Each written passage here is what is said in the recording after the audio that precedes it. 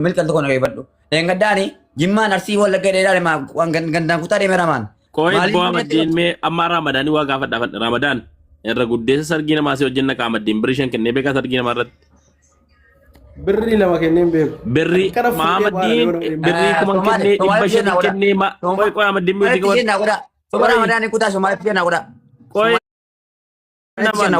soba Ramadaan irra gambaa. Soba Ramadaan maal kuttaa anuu jira bar an baran jira abdi maat kameramaanii na waraabne dengadde gaafa manti yaala fiddu lakkisi waraabne ansi waraabne dhimma kooti fan kameramaanii fidadhe firankisi goone siin taphanne malee nuyi waa siin taphachuu malee dhimma kooti fan kameraa fidadheen waa'ee keetiin finneen tokkoffaa Ahmadiini yoo namni waa ta'eefis miidiyaa irratti si arrabsa yoo waan hundumayyuu arrabfamta garuu wanni namni hundi sitti irratti duuluu dhiisee hunda harka irra qabuufi rakkoo keessi hubannaaf. Fakkeenya Alex fagoo jira si hubachuu dhiisuu danda'a. Gaafa si arge immoo si hubate yaada. Si galee Ahmadiin kun Ramadaan arrabsaan abbaa fedhi gadi fiigin arrabsaa ol ta'anii. Tikeetii kun erginaaf nama sadi la abbaa qabeenyaa nama sadi amma bilbilee fi utuu sin asirra jirtanuu tikeetii isaa kan darsu malsiinan kuchisiisaaf tikeetii duwwaat ergamaaf isaa. Innova fudhata innova la tokkoffaa sila guyyaa nama sadi moo afur ta'anii narra bilbilanii mana dhufanii adraan namatti qaroo barbaanna mucaan du'e kana ta'e nyaata nyaachuu dee toofeeqiif intalli tokko makiinaa keessa kaa'atee dhufan sheekni dhufe itti qaroo dide maaliif dhaqee miidiyaa irratti naarrabsaa de dhaqee miidiyaa irratti masaasaa de hinaasa ujennee wayi nuti qabadhaa Ahmadiin isinummaa abdii kana godhe dhaqiin miskin miutii qabadhu miidiyaa irratti sinaasa'u nama nennee dhufee itti qaree bishaan zamzamaatti qaree kennee dhugii jedhee sossobee Ahmadiin siisan siiree dheerfee mataa rukana Ahmadiin rakkootiin sammuu qaba yaalamuu qaba mucaan biyya galee asitti tuun taane yaalli isaa biyyatti jira yoo akka namaatti qarqaarsa hangootan ta'e ani sinan hirmaadhe qarqaara biyyatti galee haa yaalamu mucaan kun rakkootiin sammuu sirriitti qabaa jedhee gorsee miidiyaan fayyadamin tiktookiin fayyadamin rafi waa nyaadholee gorsee naan ishee waadaa seenee beesila. Amma kun asirra taa'ee arraba jammareera. Ahmadiin isa kana yoo dhuguma gargaarsa mucaan kun gaafadhaati Ramadaan isinitti siqaate tikeetii erginee fi tikeetiidhaan gaafa balaliisaa eerpoortii deemee gara kana bararuudhaaf qaadanyaa yoo ta'e tikeetiin kuchisiifnaaf. Kanaan ala Ahmadiiniin asirra keessanii akkaawuntii maxxansitanii birriin sassaabdan hin jiru namoonni birrii sana sassaabdan yoo jiraattan nutu mataadhaan isin takkalee isinirraa sirba. Akkasitti qabadda. Boris Iftaanis birriin Ahmadiin gargaaruudhaan walitti qabamu sumuniin hin jiraatu. Abdii gaafa dhume jechuun taa'afi. Kun lakkiboo yaada Alex irratti nan deeggaram. Yaada Alex nan deeggara. Ahmadiin biyya kana keessatti birrii shan hin kennuun hin gargaarus ofitti sin fiduun.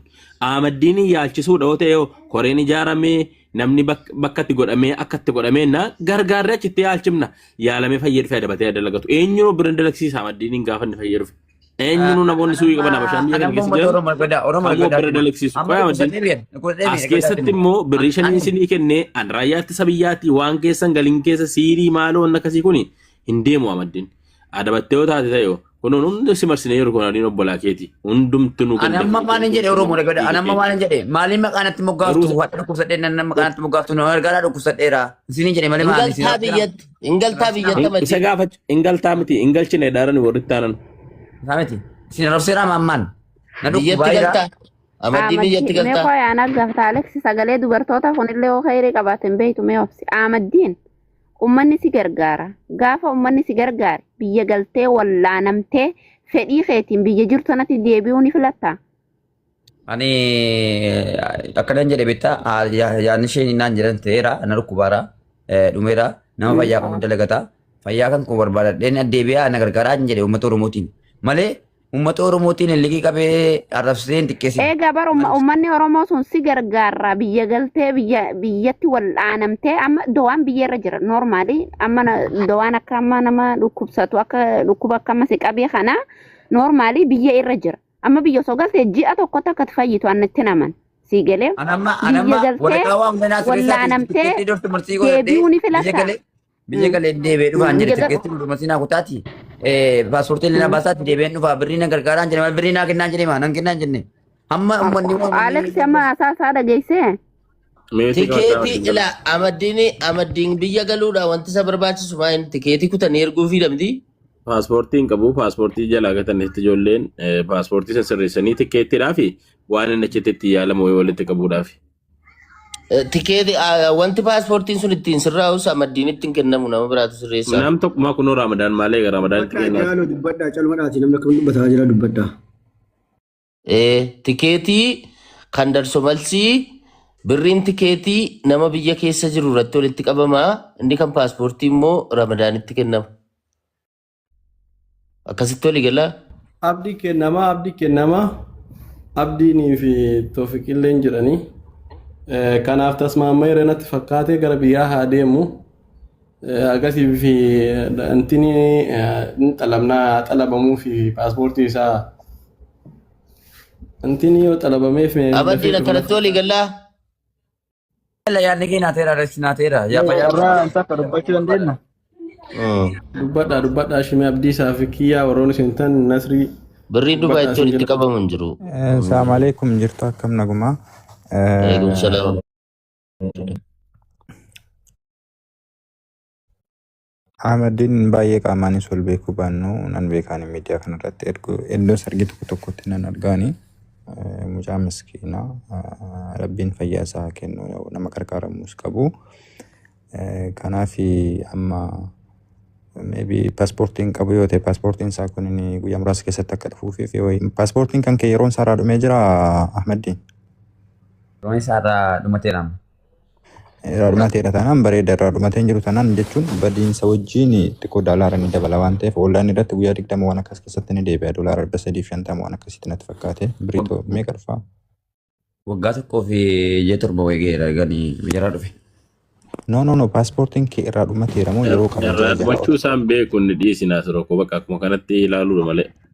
Kanaaf bakka. Koppii qabdaa koppii isaa qabdaa. Koppii isaa qabee. Eenyu bira jira. Maaliif jennaan yoo irraa dhumatee hin jiraanne doolaara 100 ni dabala gatiin isaa meeqa 2,000 hin ta'a ni bahaafii fi kaanii dagmoo usumaa jechuun dhiyeenyuma kanatti birrichi nama biyya irra jiru irratti akkuma leeksi jedhe mallaqichi walitti qaqqabamee fi kan keessaa hafe diraamaa. Naaw asirratti baasanii nama. Amaddiin adabaa viidiyoo cufa. Hin adabaa viidiyoo cufa. Hin dhumanne ganaa qaba. Na bira yuun jira paaspoortii. 27 dhumata miti. In keessaas sokkee doolaara 450 ta'uu danda'a. Kanaaf inni qofti keessaa as deebi'ee fi mallaqichi walitti qabamee fi inni qofti as deebi'ee fi guyyaa 20 keessatti ni dhumata paaspoortiin rakkoo hin qabu imbaasii jechuun imbaasii yoo ta'e xinnoo jalaa turuu danda'a waan ta'eef yoo tantama takka deemuu jedhame alarratti nus haaromsuu fi dandeenya birrichi kaardii marraa kaffalamaa DHL inni fidamanatti rakkoo hin qabaatu paaspoortii kan dura haaromsaan turre. Kanaaf akkasii ammoo garitti deemamu gargaarsa isaatii fi paaspoortiin isaa boruu iftaan keessatti appilaayi ta'uu fi qabaa jechaadha.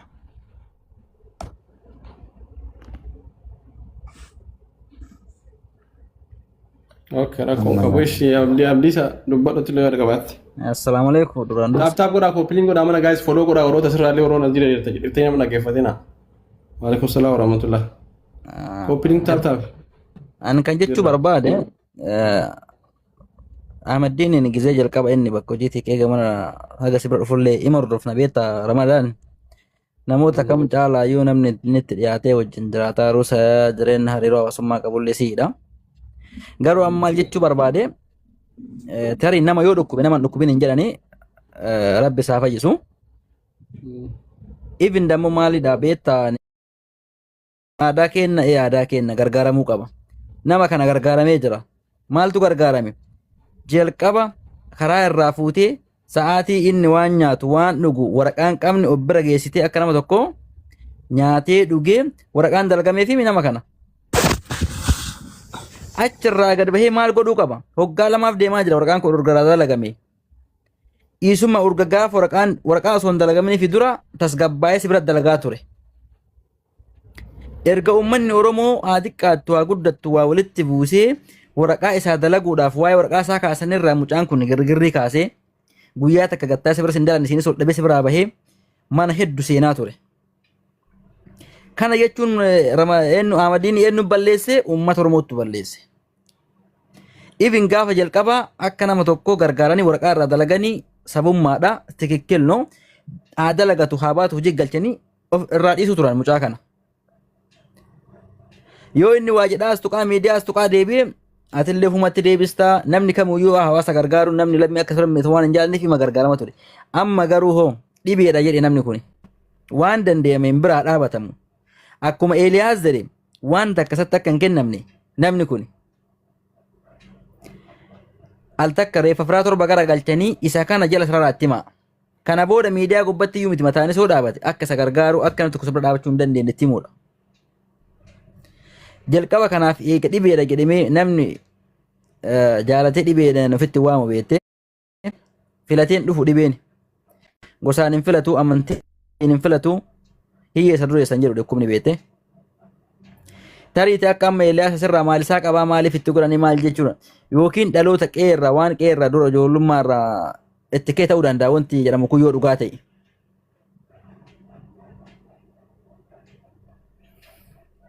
Muutii irra jirta Ramadaan. Ayyee amma abdii dubbattee jirtanitti fakkaate taraan nagahee ani akka nama Ahmadiini kanatti dhiyaatutti haga tokko naannoo suuqii kennaa saniin dhufa rameelleen ni beeka. Mucaan kun dhugaa rabbii dubbachuuf yaa'u durallee hawaasni baay'ee gargaaraa ture akkuma amma abdii isaan jedhe kana. Mucaan kun ni dhukkuba yoo jenne nutillee argaa turre warroonni itti dhiyaatu ni dhukkuba. Garuu yeroo tokko fakkeenya osoo namni illee gargaaree osoo nama wajjillee haasee waanuma amma haasee kana irra deddeebi'ee dubbata. Meebii akkuma reef jedhame sanii tariitii dhukkubbii sammuu wayiillee qabaachuu danda'a. Dheetii lama garoon akka kiyyatti kakanaa achi darbee jira dhiisaatii kakanaa achi ammumayyuu Ahmadiiniin kunuu nama dhagahu yoo jenne Ahmadiin nama dhagahu miti. Waanuma har'a dubbatee har'a irratti walii galle kana boru assaaba jijjiira mucaan boru ganamaayyuu assaaba jijjiira. Mee kaasee achi dhiisaatii kan maganaa dhufaa jiru kana paaspoortii meesaa kana sirreessaa fiiti Itoophiyaatti galee yaa'u Itoophiyaatti gaafa galee yaalamuun baay'ee salphaadha akka amma asii kanaa miti. Tokko yaalli Ahmadiinii guddaan jechuudha yaalli Ahmadiinii tiiktookii makana mee haga gaafa biyya galuutti sa'aatii muraasa qofa irraa haseenu.